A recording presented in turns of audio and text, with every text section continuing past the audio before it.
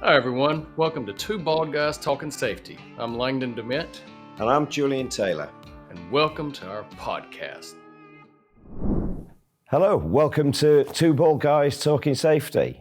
We've got an exciting episode. We've got another guest coming onto the pod today. But first, let me welcome my shiny-headed colleague, Langdon and Diane. It's good to be here, Jules. It is good to be here because you might have noticed we're actually in the same room for a change, which is great. Reunited, and it feels so good. Yeah, we've had a bit of a Bald Guys on tour. So we were in, where were we last? Manchester last week. Langdon's come and stayed at Jules Towers this weekend, and we've had some entertainment going on, and then we're heading off to Birmingham to the Health and Safety Show tonight. Yeah, so it's been that's busy. Tomorrow. A little golf, a little football, soccer for the rest of us in the States, but it's been good. He knows how to upset me. Truly. So without any further ado, let's turn towards Diane and bring Diane into the podcast. It's great to see you. Welcome to Two Bald Guys Talking Safety. Well, hi, Jules and Langdon. It's great to be here, and I'm looking forward to talking about the more modern approaches to safety and talking about examples today so that people can, rather than think about the theory, can think about more about the practice. And that's great to hear. It's becoming more and more of a theme is how do we change our approach to safety? We've talked to Simon Jones, who's the safety salesman. We've talked to James McPherson, and it's great to get guests on the podcast who can talk about real world examples, practical examples of how we keep improving, how we keep changing things. Let's kick off, Dan, just tell us a bit more about who are you and a bit about your background. Well, thanks. So I joined BP about 30 years ago, and I did a number of operational roles, and then after about 15 years, I moved into the safety department. I worked on safety culture and also on learning before incidents, looking at risk, and the human performance strategy of BP. And then I retired during COVID, and then I thought, hang on, wait a second, there's more in me. And so now what I do is I do a bit of consulting, a bit of mentoring, and I also speak at conferences. And why is that? Because I kind of got to a point where I'm going to conferences and I'm hearing these great presentations about we need to engage the workforce, and we need to show the workforce pictures of their children so that they'll work safe and they'll follow the rules. And I think we've just got to move on from this feeling about telling to people to follow the rules or they'll be punished. And we have to ask ourselves, well, why is it that people aren't following the rules? And so that's really, in a nutshell, what I've been working on for the past few years. Well, that's great. And, you said something that I think's also worth noting, how oftentimes I feel like a few years pre-COVID, and then especially during COVID, we got so caught up in thinking theory, in thinking, overall culture. And I wonder if we miss some of the steps to what you just said. Why are people even doing what they're doing? So more of the granular to the actual operation, to trying to understand people, because making it real, of course, there's some value to that, but if you also don't look at jobs, look at the task, look at the employee as a whole, there could be a lot of variables that play into why somebody's doing what they're doing or not doing what they should be doing. Well, Langdon, I'm with you there. But there's all this conversation about human performance strategy or safety differently, but let's just take it back to where you're at, which is, why are we having repeat incidents? Why are people not doing what we're expecting them to do?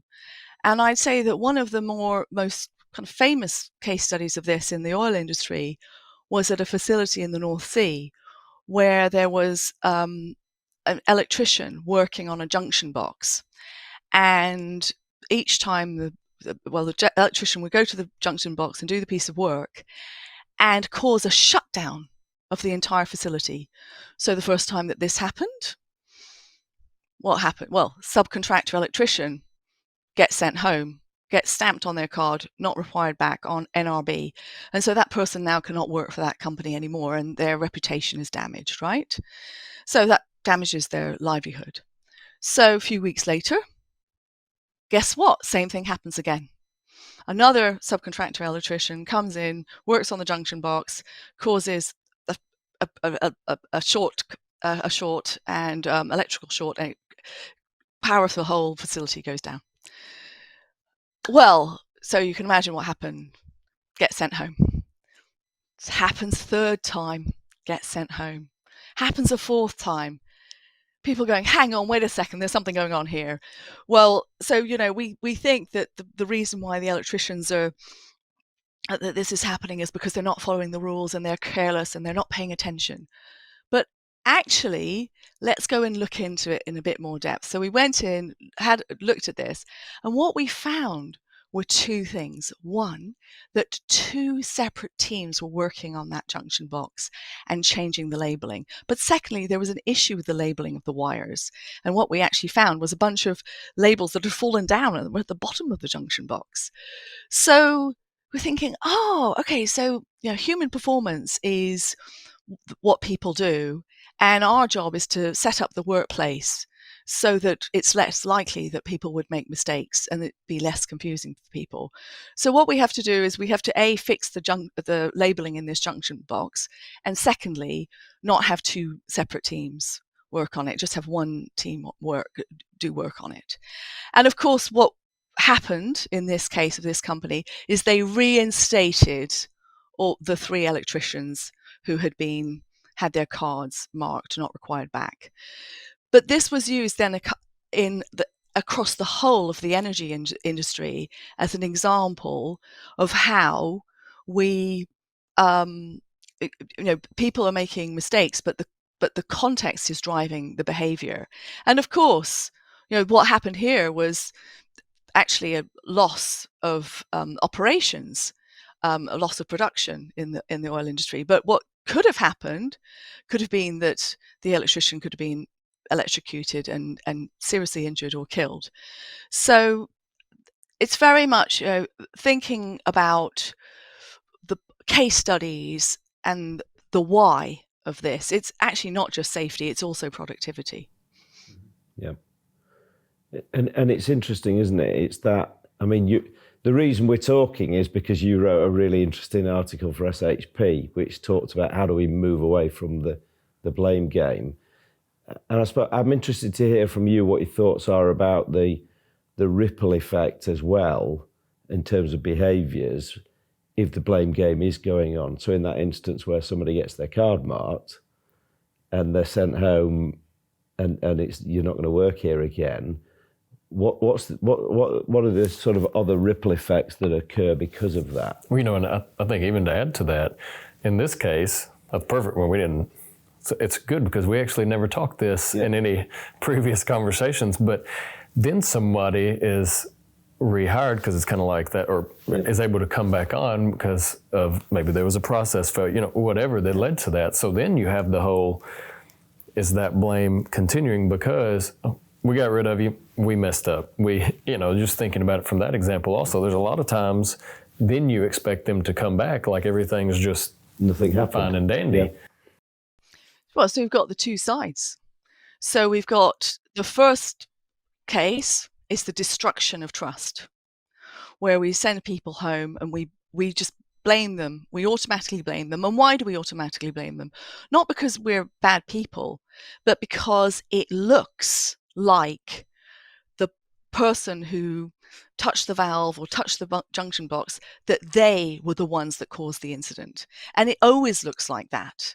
It's only when you look at what lies beneath and look at all the different things that are going on that you find out that they're just one in the last chain of many things that happened that made the incident happen. And so what it means is that the ripple effect is that people will be less likely to speak up about mistakes or about things that are confusing in the workplace. And there's also potentially issues with reporting incidents or a kind of small issues, which of course could become much bigger issues.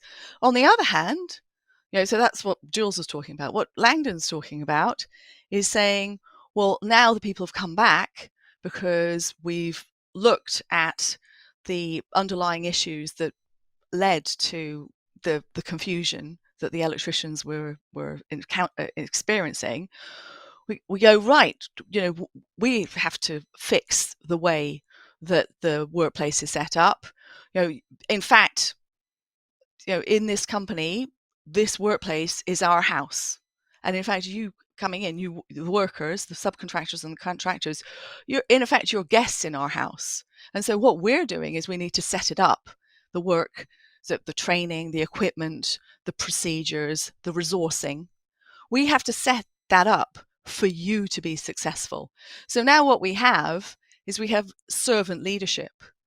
And it's quite a big shift, because leaders have been conditioned for so many years to have all the answers and to be authoritarian and to tell people that they better follow the rules or not, or they'll get into trouble. And now instead, there's a big shift where the leaders are saying, oh, okay, so there's been an incident. Well, we have very good people, so they must have been in a difficult situation. Rather than say, why can't we get good people? Who's accountable and who are we going to discipline? So it's quite a big change, and it's very difficult because for years, we, the safety people, we've been the policemen, and we've also had this assumption that the workplace setup is perfect procedures, perfect equipment, perfect resourcing, perfect training, everything's perfect. And then when things go wrong, the variable that's it's the bad apples that cause the incidents. And it's wonderful that that many industries are just moving on from that view. And why is it? Well, because you get repeat incidents otherwise. I love what you're talking about there, and I love this. I love the concept of servant leadership. It's something I talk about with our teams, and it's interesting, isn't it? Because servant is such a negatively perceived word and an old-fashioned word. But actually, this concept of actually leaders, what's your role as a leader? Your role as a leader is to empower your people to get better at what they do. Well, especially if you think about it, health and safety. I mean, Diane, I'm sure you did. No, I did. We came into this profession for the glory of of the notoriety that it brings. But it is funny, right? Because, where careers go to die. Yeah. So in my generation, because I mean, when I went into safety in the early 2000s, is where it was not the most prestigious place to be. Yes.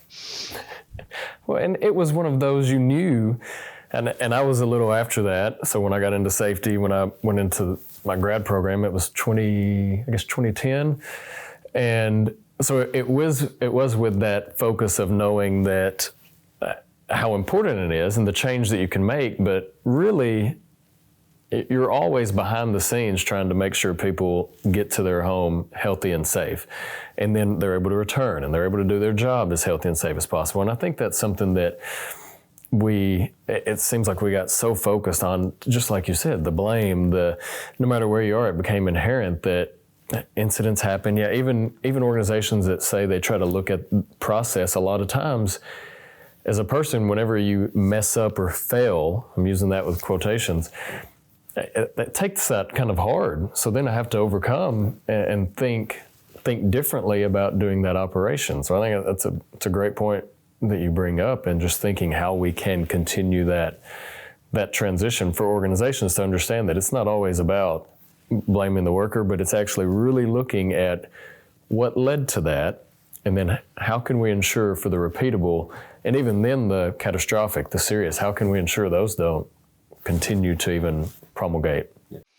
And there's two quite tricky issues here, because on one hand, we've conditioned and trained our leaders and our whole organization to to try and show leadership by being firm and holding people accountable. But on the other hand, we are not talking about now pointing the finger at leaders and saying they're the wrong ones, and we're definitely not saying that accountability is lost. Okay, so I was doing a workshop with a team last week, and we were talking about this, and they said, well,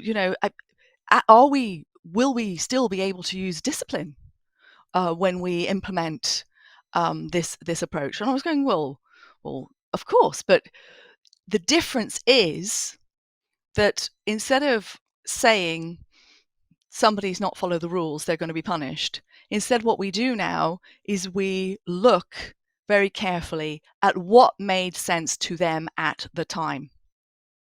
Okay, and what difficulties they were struggling with, and also the perspectives of other people who do that kind of work. And we actually did this in BP. We did this in 2015, and we did quite a big study on this of over a year and a half, 350 cases of where it looked like people were not following the rules.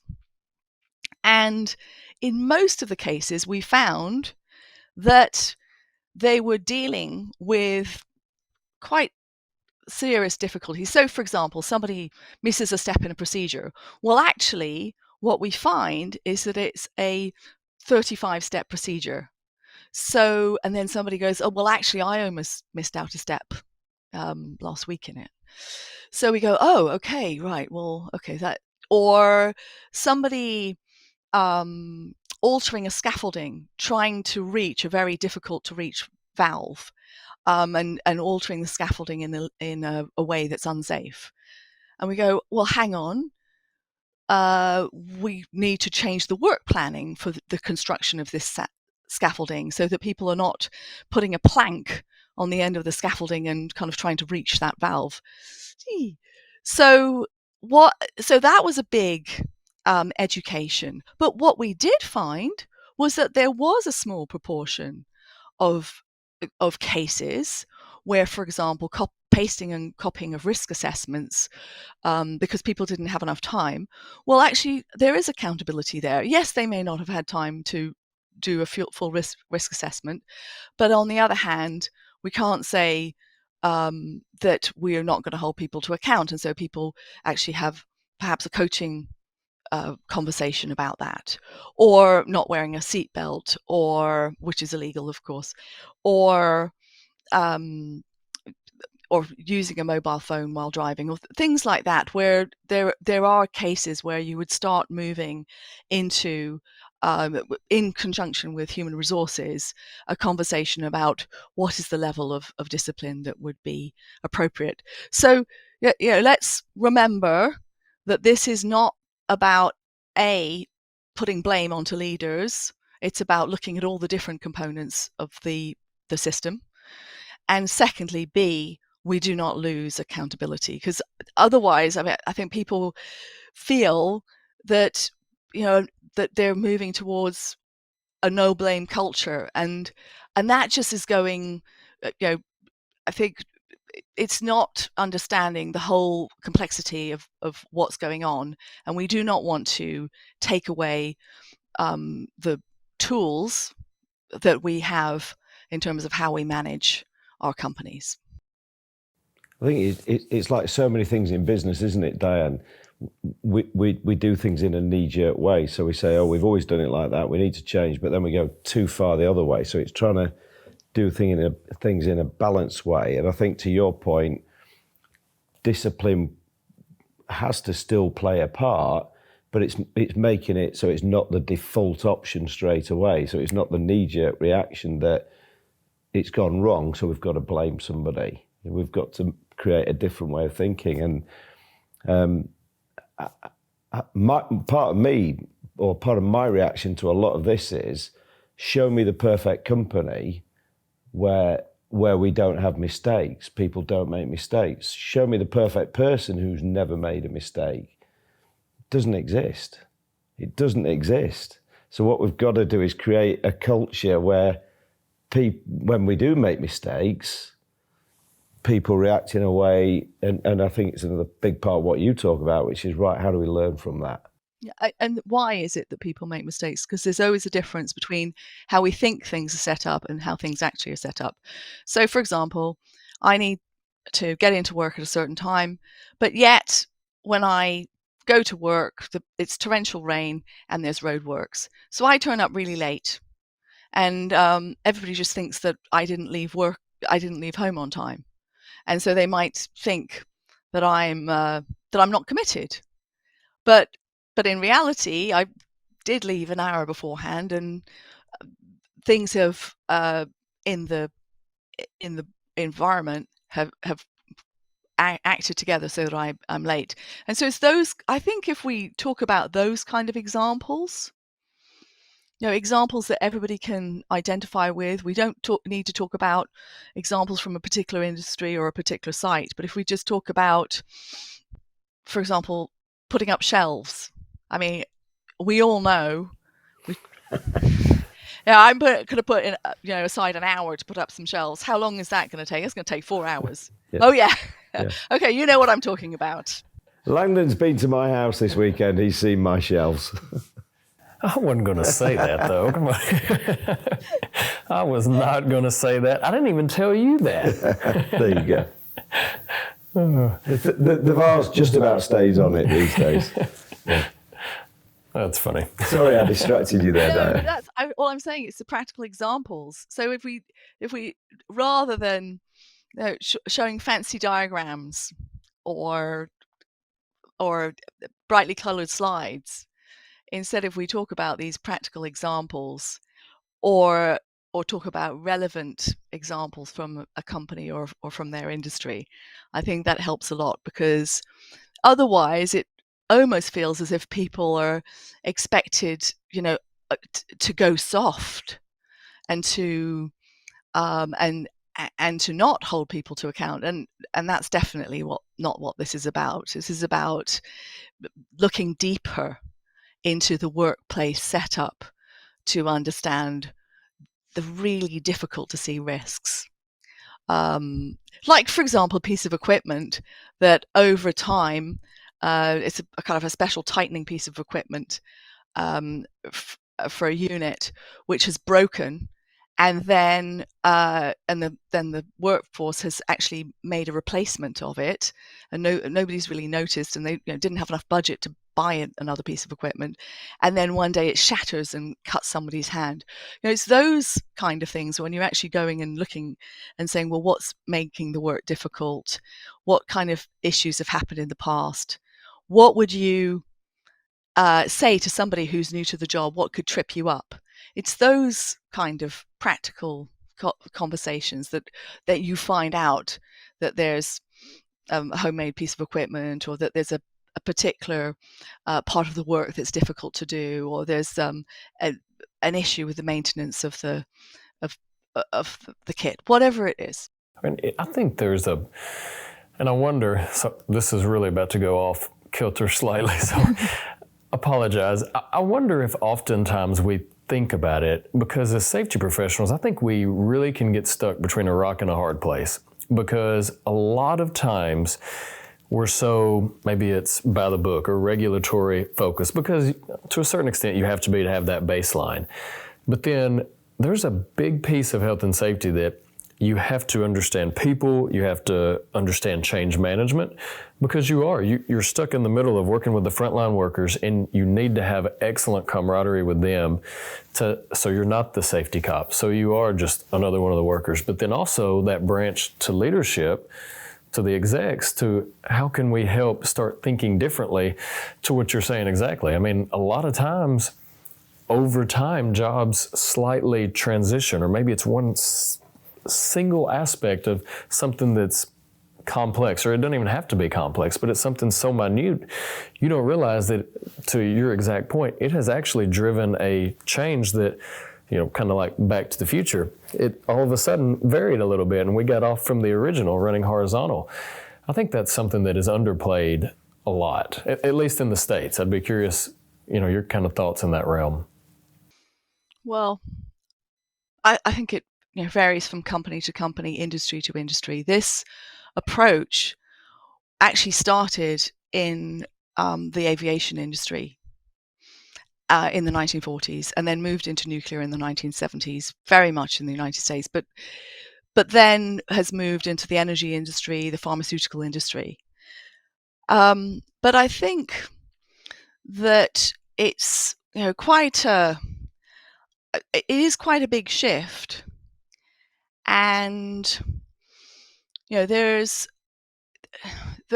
just trying to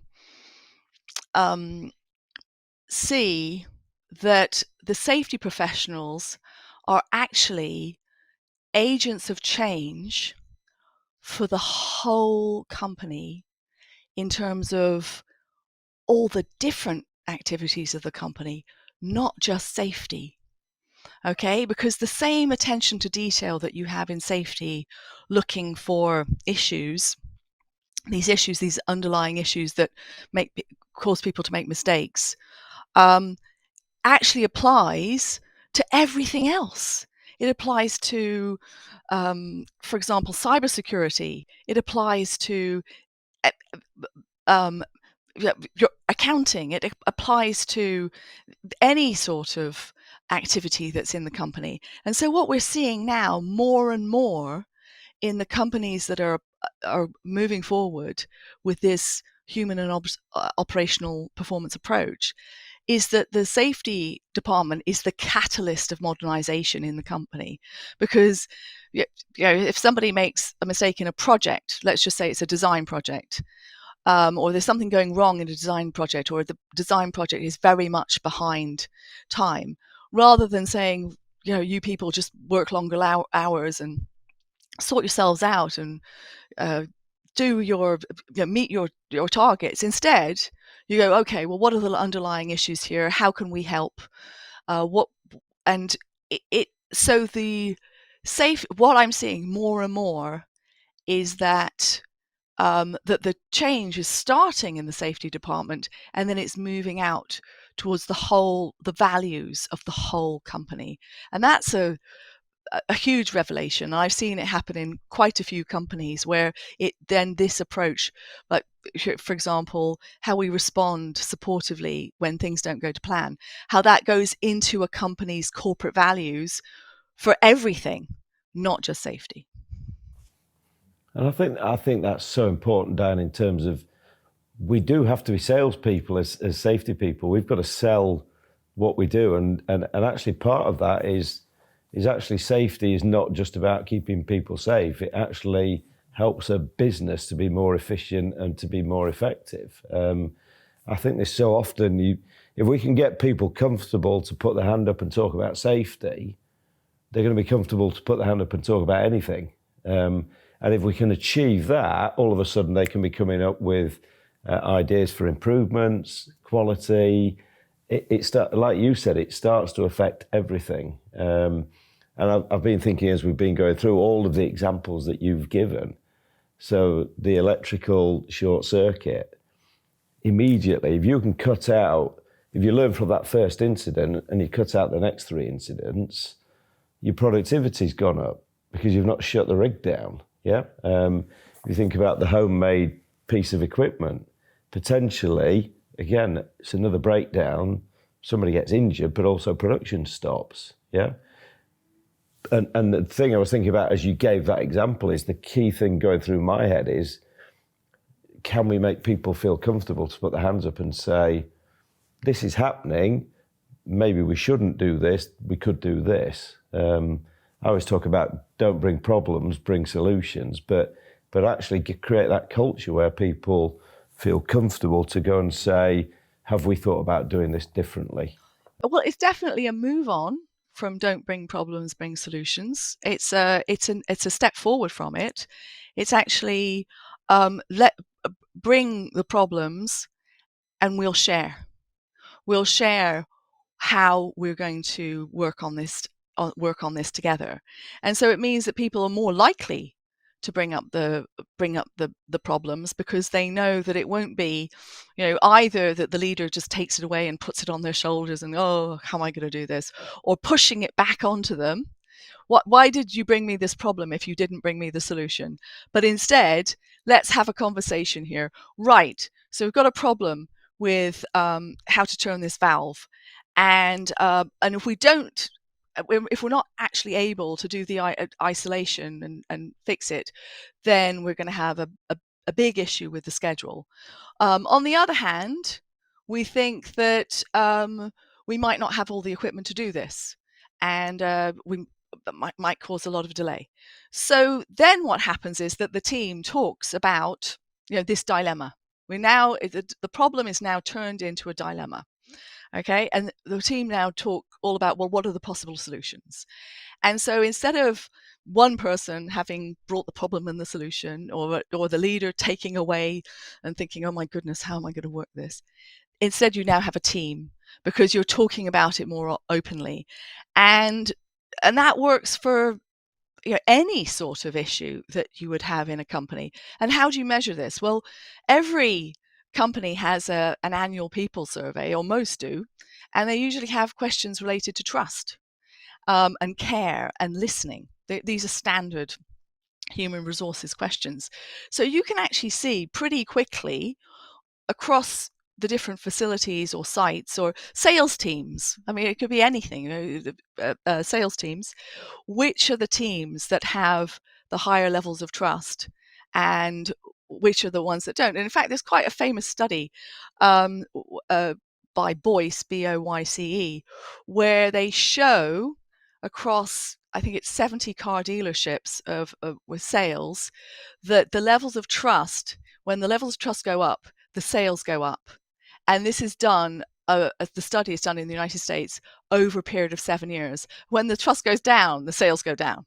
So it shows that it's causal, that trust leads to being able to talk about issues or risks, you fix them, and then you have much higher, much better results. So if people kind of worry, oh, how am I going to measure this?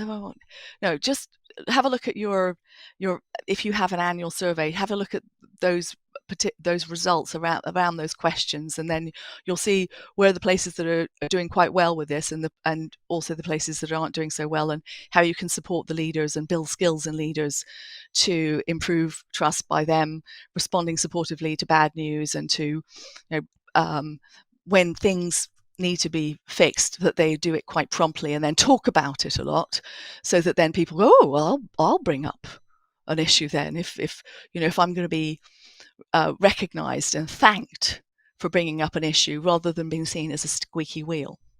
I think it's interesting as well, Diane, because just listening to you there is the other thing is I talk about leadership having unconscious behaviours that cause problems, and I think so.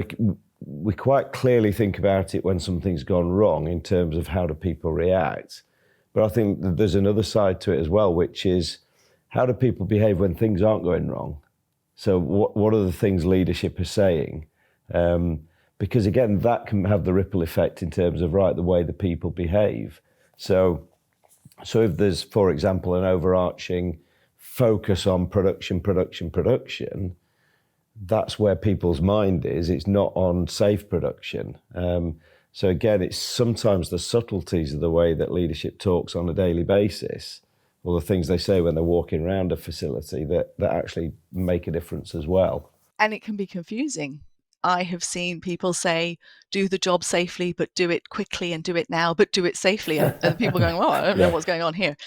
And then they show the production numbers.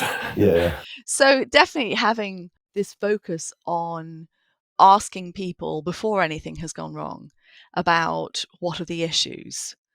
And so we don't actually have to say the word safety. We could just ask, what are the difficulties? And this is I think people would have heard about the concept of psychological safety. What psychological safety really is when people are asked or invited to speak up about things. It is not about telling people to speak up and them trying to build up the courage to do it. Okay, that's a common misconception that people are encouraged to do it. No, what we mean is that people are actually go and ask at the workplace what is difficult, and when people feel uncomfortable to do that, then you just say, well, if somebody was doing this for the first time, what would trip them up? And then they feel, okay, well, I'm less likely to be blamed then. So there's definitely a piece there in this. There's trying to not wait for failure to be able to learn, and to build this expectation and invitation of people to talk about those issues, rather than for them to have to try and kind of grit their teeth and go, oh, okay, I'm going to do this, and I don't know how this conversation is going to go because I'm going to cause a problem. I mean, again, I think one thing we really focus on as an organisation is coaching. And I think coaching has got a massive part to play here, that it's not seen as this thing that we do occasionally just because we think it could add some value now. It's part of the daily routine. And the more it becomes a part of the daily routine, people open up and we'll talk about things. And we've really gone to town on it as an organisation, not around safety even, but around the performance of the organisation and individuals. And what we've seen, it's taken 12, 18 months, but we talk about, we almost have a cadence of 4+1, which is 4 days working, 1 day coaching each week. And that takes some doing to get to there. But it's not just one-to-one coaching meetings, it's lots of different types of coaching. But the really exciting thing is when people start to contact you, they come back to you and say, can I talk to you about this? Or can you give me some advice on this? That's when you start to know that cultural change is actually happening. But that applies to everything. It can be safety, like you said, it could be accounting, it could be anything. But it's showing that this is actually not a one-off. It's not because we've had an incident. This is actually our approach to life now. Yeah. And it makes a huge difference because it's the speed of trust. It makes everything a lot quicker. Yeah, and we talk about, so something I've used when a previous job, and everybody I think has a certain one when you think about kind of a blame cycle. Just that little aspect of if there ends up becoming any type of blame, if it is unwarranted, you don't think about all the other aspects, just to what Jules was speaking in regards to whether it is unwarranted discipline, whether it is we've focused a lot on the reduction of trust, but what that really means is system weaknesses are existing, management is going to have a lack of awareness, frontline workers also, because they don't have that communication, they don't have that trust. So, I mean, I think a lot of times we might underplay if there is a discipline focus, maybe it wasn't deserved because we put it on them, or however we look at it. I think a lot of times we miss really what that led to or what that could have done, instead of thinking of it as an opportunity or whatever, however you want to say that. There's you said earlier the ripple effect, but there is a lot that really can cascade just from that single occurrence. And that's the reason why, there's the opportunities to, when something doesn't go to plan, how we can actually use that to keep on improving the culture of our organization. And when we are not having any things that appear to be going wrong, well, we're out there looking for the weak signals. And I think the coaching is really important, because how could we possibly expect people miraculously to become amazing leaders and amazing supervisors? I find it just a kind of, it puzzles me that we would expect that instead, we have to build skills in people. We have to get them to practice those skills. We need to work with leaders so that they're role models, and so that then they're instead of them kind of going, well, we're going to punish people, to their team, they're saying, right, we have to look at the underlying issues and the system weaknesses, as you said, Langdon. Then their team repeat those behaviors as well. So there's quite a lot of effort in terms of skills building and coaching throughout the organization, because the important thing here is consistency. So we have to have the consistency of response if there's an issue, or the consistency of asking people for what the difficulties are, because what if something happens and we have a knee-jerk reaction, as you mentioned, then that undermines all the great work that we've been doing to have trust. So trying to keep it, so what I've been working with people on is literally counting to 10 and then saying, literally, this is a count to 10 and then say, is anybody hurt? And then the next question is, how can I help? Literally, I've been working with people on that. And because, you get phoned up in the middle of the night, and when you're phoned up in the middle of the night, it's going to be bad. And so just going, how can I help? It makes all the difference in the world to the person on the other side of the other end of the phone who is having a really bad time. It's a great life lesson, full stop, isn't it? Is don't react in anger. Yeah, pause and take time, because even with our kids, isn't it? Actually you don't react in the right way generally if the frustration levels have gone up. So it's like you say, that's a great lesson. Is count to 10, or maybe even walk away for a few minutes and then react to what it is that's going on. And you'll probably react differently. Mr. Rogers, Daniel Tiger, I don't know if you're familiar with those here, but some lessons, just take a breath, count to 3. It goes a long ways. Yeah. That's a good point. I will look up those cultural references later. Yeah. But it does work. It even goes into the families. And I got to say, I've been, over the years, I've got a lot better at parenting, because I've been considerably less grumpy, because when one of my kids breaks a plate, I go, okay, well, it was going to happen. I mean, we've got a granite work surface and a stone floor. These plates are slippery. It's going to happen. So don't have expensive plates, but or go around carrying the plates yourself. You have to think of the different things. So don't have your children carry the plates.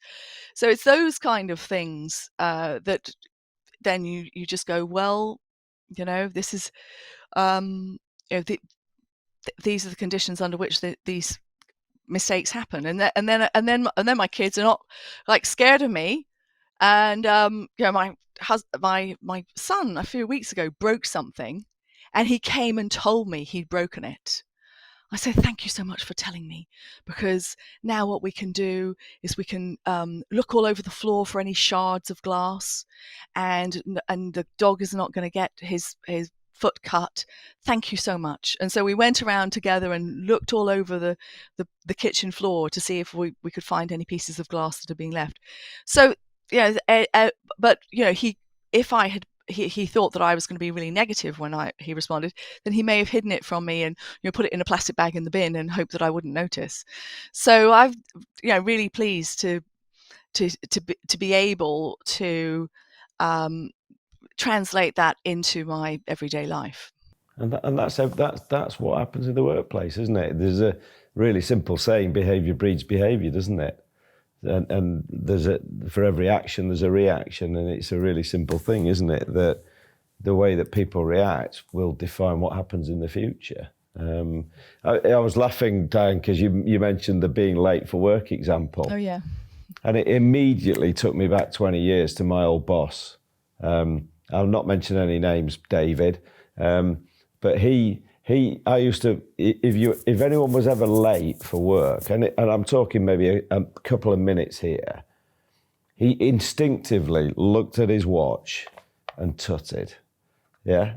And so you think about that, 20 years later, it still comes immediately to mind, his behaviour, and that's a really subtle little example, but it then defines the way people behave in future because of that reaction. I'm conscious of time, Diane. What I'd like to do, if it's all right, is maybe just finish up with some. You've done this for so long, and you've got so much great stuff to say. So we're only going to get a snippet here. But what do you think are some of the really sort of key practical tips for safety people, but also for leadership around how do we move the game forward? How do we change things? Well, I think we're getting to a point where a lot of the issues, whether it's in industry or other types of work like sales, where a lot of those are being dealt with, and so the kind of big problems only happen every so often. And so my big concern is that we're waiting for things to go wrong before we try and fix them, rather than going out and looking for those issues. So I would say, the big practical thing is, rather than waiting for failure to happen and then for us to learn from it, is actually just to go into the workplace and look for the incidents that are brewing. And what that means is that we don't look at kind of issues with the number of times meeting rooms are used or anything like that. No, I'm not talking about administrative stuff. I'm talking about, if something goes wrong, then we actually, have a explosion or a very bad day. So looking at critical tasks or things that are, very important, like, for example, with sales, it would be client interactions. How did that client interaction go? What could have been done differently? And what are we going to do differently next time? So, talking about the difficulties of work and making the mistakes and the difficulties of work for people not to have shame about that anymore. So I think that's the big one thing is to go and look for those risks. And it's, some people will say, well, that's overwhelming, but I'm actually talking about looking at those things that have to go right, because if they don't go right, then there's a big problem. And so running through those, that would be my tip for the future. Fantastic. Yeah, great point. Yeah. And it's great your cat's joined us on the podcast as well. So yes, his name's Pippin. It's a perfect time to end. Yes, he's very very friendly. Yeah. We were talking earlier about how the world has changed, sort of post-COVID with sort of Zoom meetings. Mm-hmm. And I think it's fantastic. We've now got a cat on the podcast. We do have so welcome, Pippin. Yeah, so Pippin's very happy to be here. So a very helpful cat. Diane, I just want to say a massive, massive thank you. We could have talked for hours on all sorts of subjects. We can always tell when it's going to be a good podcast because it's just easy. And that was a really easy conversation. Sure. So we will be sure to invite you back again in the future and probably talk some more. But thank you for being on the podcast with us today. It's been excellent. Thank you. Well, and I'll let Langdon wrap up in his usual style. All right. We appreciate everyone joining. Look forward to talking again soon. So everyone, be safe out there and watch each other's back. Thank you. Thank you, Jules and Langdon. Hey everyone, really appreciate you tuning into this episode of Two Bald Guys Talking Safety. Please follow and subscribe to wherever you stream your favorite podcast or visit us at evotics.com. And if you want to see how follically challenged we really are, come and check us out on YouTube. If you've got value from the podcast, please go to Apple Podcasts, and in the review section of this podcast, if you could leave us a review or a rating, that would be great. And as always, everyone, while you're going about your days and about your normal lives, stay safe out there and watch each other's back.